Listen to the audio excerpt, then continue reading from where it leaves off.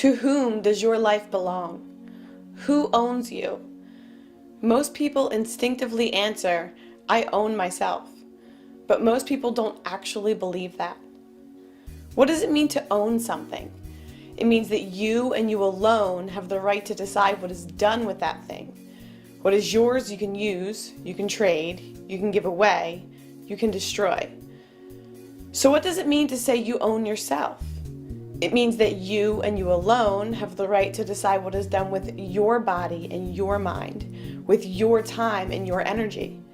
If someone else had the right to decide what is done with your body and your mind, your time and your energy, then he would be your owner and you would be his slave. So, are you anyone's slave? Do you pay taxes? Do you feel obligated to obey whatever the politicians decide to call law? Do you imagine that someone else has the right to control you, to rule you? Do you vote? In every political election, you are asked to decide who you want owning you, but owning yourself is never one of the options offered. The only choice you are given is the choice of which politicians will coerce and control you by way of so-called regulation and legislation, and confiscate what you produce by way of taxation. Whoever wins, you will be extorted and dominated. When you vote, whether you win or not, you are accepting that someone else has the right to rule you. You are conceding the state's authority over you. You are agreeing that you are going to be someone's slave, with the only question being which political master will own you. If you believe that you have an obligation to pay taxes, if you concede that it is up to someone else to decide how much of your earnings they will let you keep, then you are their slave. If you own yourself, you don't need the permission of anyone, any individual, any group, any collective, any country, any legislature, to run your own life, make your own choices, and keep the fruits of your own labor.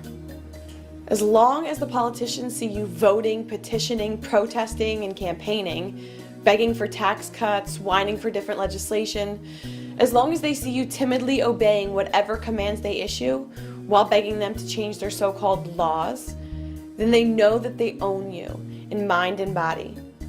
Writing or calling your congressman merely tells him that you still think he's important, that you still view him and his fellow parasites as authority, and that you still think it's his choice whether to let you be free or not.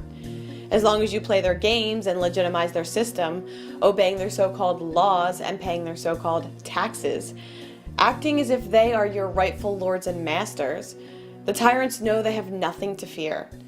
The slave master doesn't mind his slaves pitifully begging for mercy, as long as they keep obeying and keep producing wealth for the master to steal. Those in power aren't worried about elections or petitions.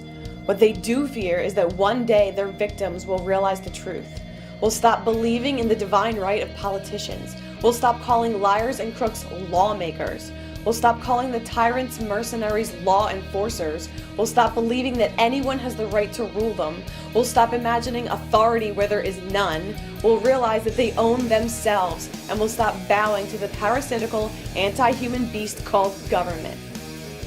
If you own your time and effort, and the fruits of your labor, then stop asking nicely to be allowed to keep it. If you own yourself, then stop asking nicely for legislative permission to run your own life. If you actually believe in unalienable rights and individual liberty and freedom, then stop asking nicely for the sociopathic parasites to let you be free. For humanity to be free, people need to stop thinking, talking, and acting like slaves. Stop bowing to megalomaniacs, stop paying tribute to sociopaths, stop obeying political parasites. If you truly understand that you own yourself, then start acting like it.